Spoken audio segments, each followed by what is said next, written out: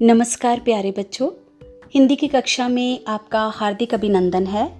आज हम 7वीं कक्षा का पाठ छठा राष्ट्र के गौरव प्रतीक पढ़ने जा रहे हैं। इसके रचयिता सुधा जैन सुदीप जी हैं, जो कि अध्यापक राज्य पुरस्कार एवं बाल साहित्य पुरस्कार से सम्मानित हैं। प्यारे बच्चों, ये पाठ बहुत ही ज्ञानवर्धक है और लेखिका ने इसे बहुत ही रोचक ढंग से प्रस्तुत किया है। इस पाठ में भारत के राष्ट्रीय पहचान के प्रतीकों का परिचय दिया गया है। ये राष्ट्रीय प्रतीक भारतीय पहचान और विरासत का मूलभूत हिस्सा हैं। विश्व में बसे विविध पृष्ठभूमियों के भारतीय इन प्रतीकों पर गर्व करते हैं, क्योंकि वे प्रत्येक भारतीय के हृदय में गौरव और देशभक्ति की भावना का संचार करते हैं। प्यारे बच्चों, प्रत्येक राष्ट्र अपने पहचान के चिन्ह निश्चित करता है, जो उसके आत्मसम्मान, स्वाभिमान, एकता एवं गौरव के प्रतीक होते हैं। उन्हें राष्ट्रीय प्रतीक कहा जाता है, जैसे राष्ट्रीय ध्वज, राष्ट्रीय चिन्ह, राष्ट्रीय पशु पक्षी इत्यादि।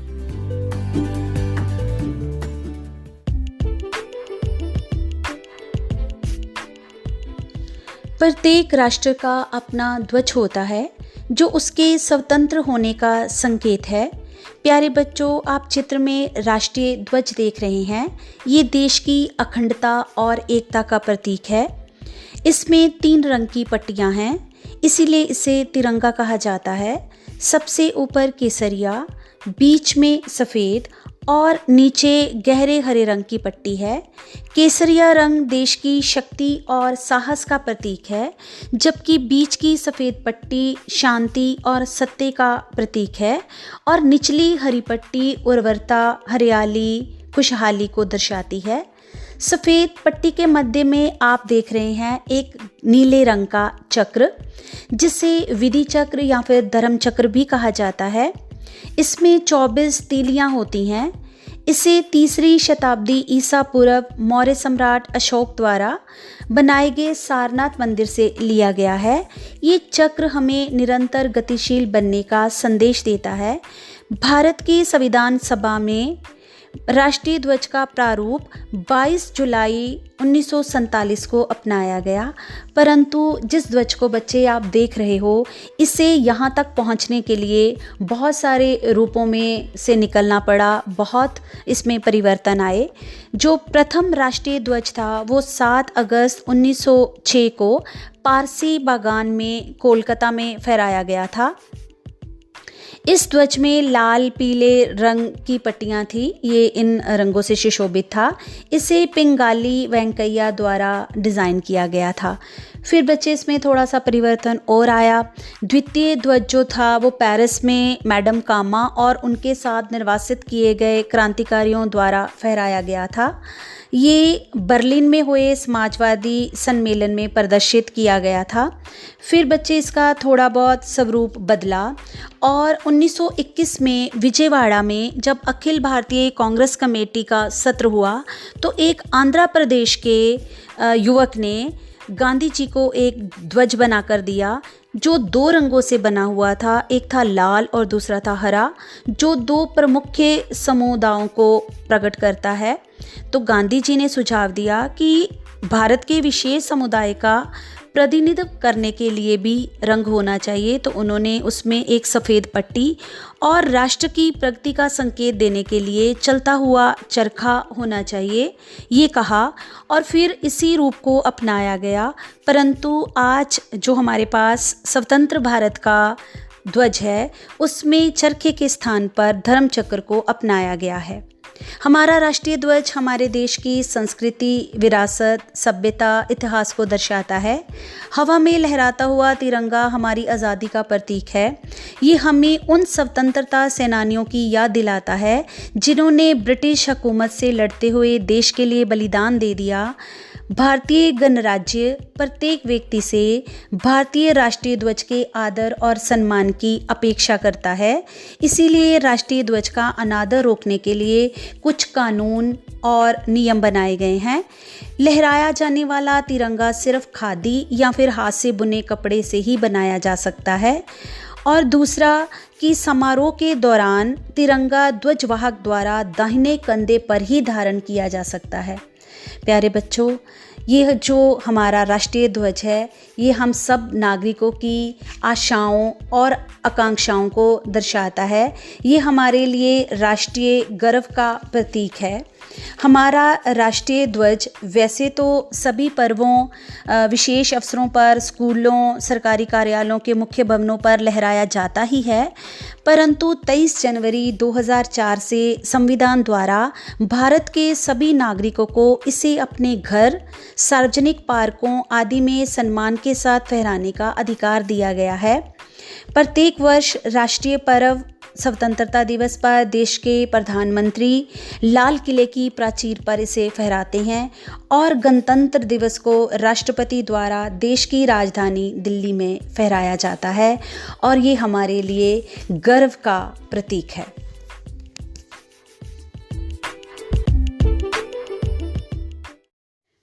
प्यारे बच्चों, अगले चित्र में आप राष्ट्रीय गान देख रहे हैं। हमारा राष्ट्रीय गान न केवल हमारी पहचान है, बल्कि हमारी आन बान शान का भी प्रतीक है। इसके रचयिता रविंद्रनाथ टैगोर जी हैं, जो कि नोबेल पुरस्कार विजेता हैं। ये भारत के प्रसिद्ध विद्वान व कवि थे। इन्होंने 27 दिसंबर 1911 में इसकी रचना की और 24 जनवरी 1950 को इसे राष्ट्रीय गान के रूप में स्वीकार किया गया। ये मूलतः बांग्ला संस्कृत भाषा में लिखा गया है, जिसमें 5 छंद थे, परंतु हमारे यहाँ जिस गान को गाया जाता है इसमें केवल एक ही पद राष्ट्रीय गान का हिस्सा है।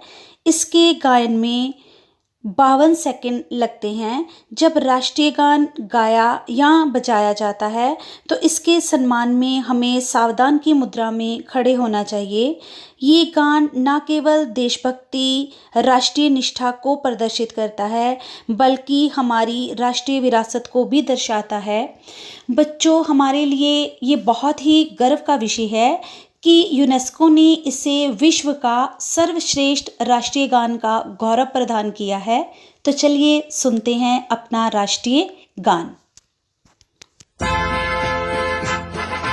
जन गण मन अधिनायक जय हे, भारत भाग्य विधाता। पंजाब सिंध गुजरात मराठा, द्राविड़ उत्कल बंगा।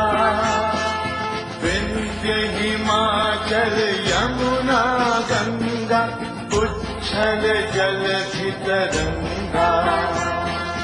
तव शुभ नामे जागे, तव शुभ आशीष मागे। गाहे तव जय गाथा, जन गण मंगल दायक जय हे, भारत भाग्य विधाता। जय हे, जय हे, जय हे, जय जय जय जय हे।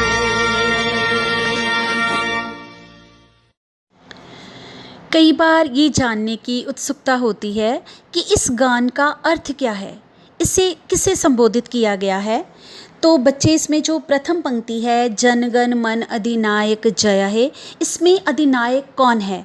तो इसमें बच्चे अधिनायक भारत के लोग हैं, क्योंकि लोकतंत्र में लोग ही सर्वोपरि होते हैं।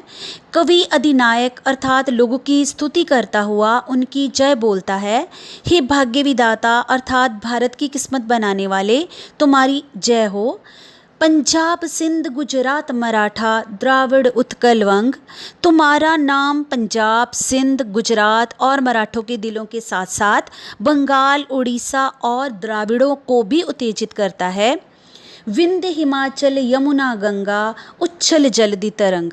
तुम्हारी गूंज हिमालय और विंध्य के पहाड़ों में सुनाई पड़ती है और गंगा और यमुना के संगीत में मिलती है, और भारतीय समुद्र की लहरें भी तुम्हारा गुणगान करती हैं। तब शुभ नामे जागे, तब शुभ आशीष मांगे। गाहे तब जय गाथा, जन गण मंगल दायक जय है। वो तुम्हारे आशीर्वाद के लिए प्रार्थना करते हैं और तुम्हारी प्रशंसा के गीत गाते हैं। और जो बच्चे अंतिम पंक्तियां हैं उनमें सैनिकों और किसानों को संबोधित किया गया है और समर्पित किया गया है कि तुम ही समस्त प्राणियों को सुरक्षा प्रदान करते हो और तुम ही सभी प्राणियों को मंगल प्रदान करने वाले हो। वास्तव में तुम ही देश के भाग्य विधाता हो, इसीलिए तुम्हारी हमेशा जय हो। हमारा राष्ट्रीय गीत, इसके रचयिता प्रसिद्ध उपन्यासकार श्री बंकिम चंद्र चट्टोपाध्याय जी या चटर्जी हैं। इन्होंने इसकी रचना 1874 ईस्वी में की थी। वैसे तो यह गीत बांग्ला संस्कृत भाषा को मिलाकर 26 पंक्तियों में लिखा गया है, किंतु इसकी पहली 7 पंक्तियों को ही राष्ट्रीय गीत के रूप में स्वीकार किया गया। बच्चों, अब हम ये राष्ट्रीय गीत सुनेंगे। वन्दे मातरम्, वन्दे मातरम्, सुजलां सुफलां मलयज शीतलां, सस्यश्यामलां मातरम्, वन्दे मातरम्, शुभ्रज्योत्स्ना पुलकितयामिनी, पुल्लकुसुमित द्रुमदलशोभिनी, सुहासिनी सुमधुरभाषिणी, सुखदां वरदां मातरम्, वन्दे मातरम्, वन्दे मातरम्।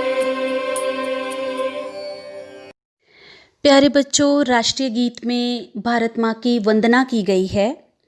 कवि कहता है, हे भारत माँ, मैं आपको नतमस्तक होता हूँ।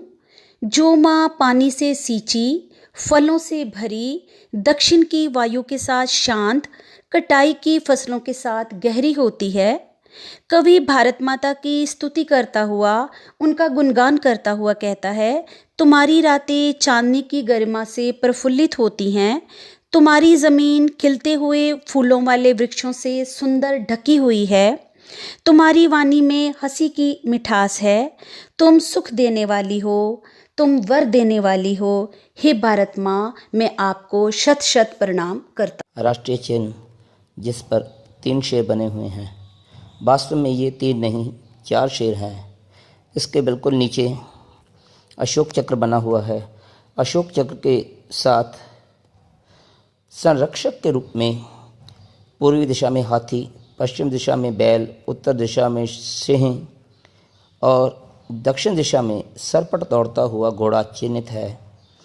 इन्हीं के बीच एक कमल का फूल बना है, जिसके नीचे सत्यमेव जयते आदर्श वाक्य लिखा है, जिसका अर्थ है सत्य की हमेशा जीत होती है।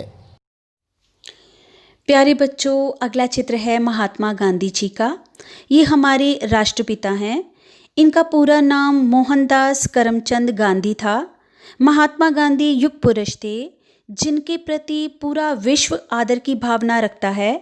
गांधी जी ने भारत की सोई हुई आत्मा को जगाया, अंग्रेज़ों की कुटिल व अमानवीय व्यवहार के विरुद्ध सत्याग्रह आंदोलन चलाया, असहयोग आंदोलन व सविनय अवज्ञा आंदोलन का भी नेतृत्व किया, भारत माँ को आज़ादी दिलाई और नए राष्ट्र का निर्माण किया।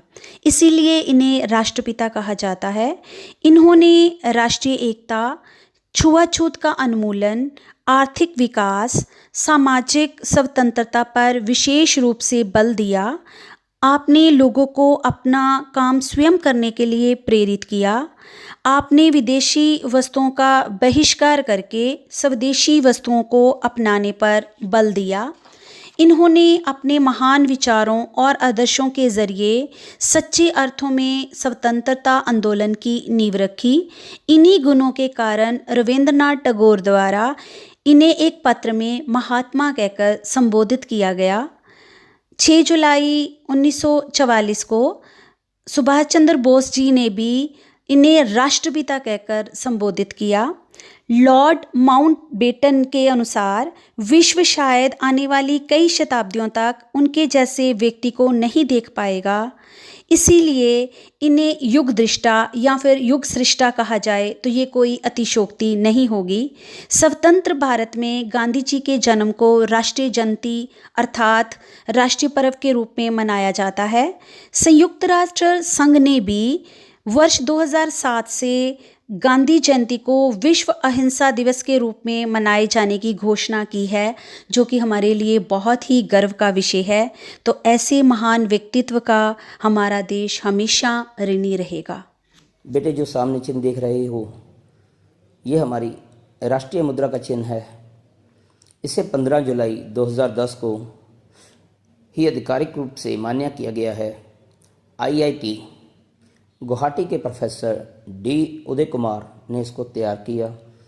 इस डिज़ाइन की खास बात यह है, इसमें देवनागरी लिपि का र और रोमन लिपि के R दोनों की छवि देखने को मिलती है। इससे पहले रुपए को अंग्रेजी में RS, RE या फिर INR के रूप में दर्शाया जाता था।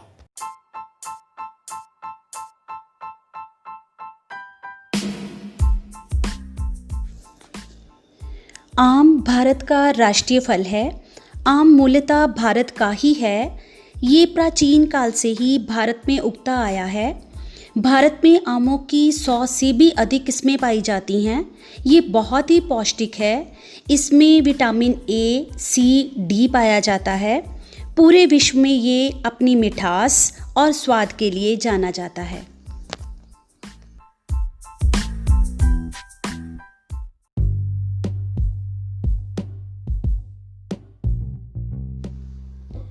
भारत का राष्ट्रीय पशु बाघ है। इसे जंगल का राजा कहा जाता है। ये भारत के समृद्ध वन्य जीवन को दर्शाता है। शक्ति और फुर्ती बाघ के बुनियादी पहलू हैं। भारत में बाघों को बचाने के लिए प्रोजेक्ट टाइगर शुरू किया गया और सन 1973 में बंगाल टाइगर को राष्ट्रीय पशु घोषित किया गया। इससे पहले शेर भारत का राष्ट्रीय पशु था।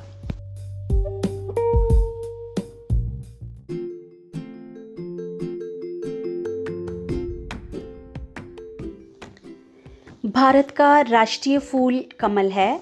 भारतीय पौराणिक कथाओं में कमल का बहुत महत्व है। ये देवी लक्ष्मी का फूल होने के साथ साथ धन, वैभव और उर्वरता का प्रतीक है। इसके अलावा ये आश्चर्यजनक तौर पर गंदे पानी में उगता है, फिर भी अशुद्धता से अछूता रहता है। ये पवित्रता, उपलब्धि, लंबे जीवन और अच्छे भाग्य का प्रतीक है।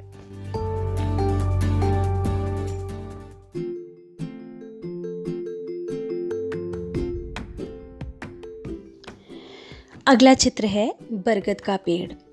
बरगद का पेड़ हमारा राष्ट्रीय वृक्ष है। इस पेड़ की टहनियाँ अपने तने से लिपट लिपट कर उसे और मजबूत बना देती हैं। ये अपनी हमेशा फैलते रहने वाली शाखाओं के कारण अमरता का प्रतीक है। भारत की एकता इस पेड़ के विशाल और गहरी जड़ों से प्रतिबिंबित होती हैं। इस पेड़ को कल्प वृक्ष भी कहा जाता है, जिसका अर्थ है इच्छाएं पूर्ण करने वाला वृक्ष। बरगद के पेड़ में अपार औषधीय गुण होते हैं। ये विभिन्न प्रकार के पशु पक्षियों को आश्रय देता है, जो भारत और उसमें रहने वाले विभिन्न धर्मों, जातियों और नस्लों का प्रतीक है। लंबे जीवन के कारण इस पेड़ को अनश्वर माना जाता है। ये भारत के इतिहास और लोक कथाओं का एक अभाज्य अंग है। आज भी बरगद का पेड़ ग्रामीण जीवन का केंद्र बिंदु माना जाता है और गांव की परिषद इसी पेड़ की छाया में बैठक करती हैं। ये वृक्ष हमें अपनी संस्कृति एवं विरासत से जुड़े रहने का संदेश देता है।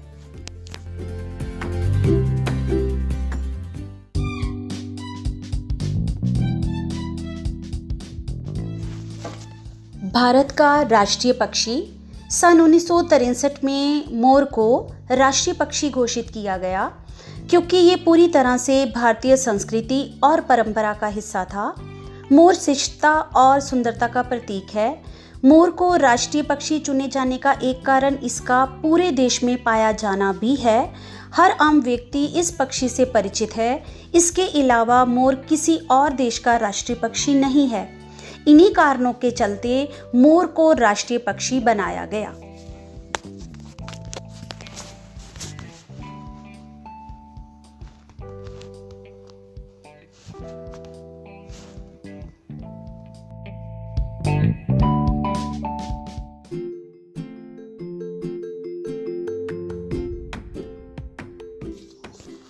गंगा हिमालय की सबसे लंबी नदी है जो पर्वतों, घाटियों और मैदानों में 2510 किलोमीटर की दूरी तय करती है। ये हिमालय के गंगोत्री ग्लेशियर में भागीरथी नदी के नाम से बर्फ के पहाड़ों के बीच जन्म लेती है। इसमें आगे चलकर अन्य नदियां जुड़ती हैं जैसे अलकनंदा, यमुना, सोन, गोमती, कोसी और घाघरा। ये उत्तराखंड से लेकर बंगाल की खाड़ी तक विशाल भूभाग को सींचती है। ये देश की प्राकृतिक संपदा ही नहीं अपितु जन जन की भावनात्मक आस्था का भी आधार है। हिंदू समुदाय में इसे सबसे पवित्र नदी के रूप में जाना जाता है। मुख्य धार्मिक आयोजन नदी के किनारे स्थित शहरों में किए जाते हैं जैसे वाराणसी, हरिद्वार, इलाहाबाद। गंगा नदी बांग्लादेश के सुंदर वन द्वीप में गंगा डेल्टा पर आकर व्यापक हो जाती है और इसके बाद बंगाल की खाड़ी में मिलकर इसकी यात्रा पूर्ण होती है।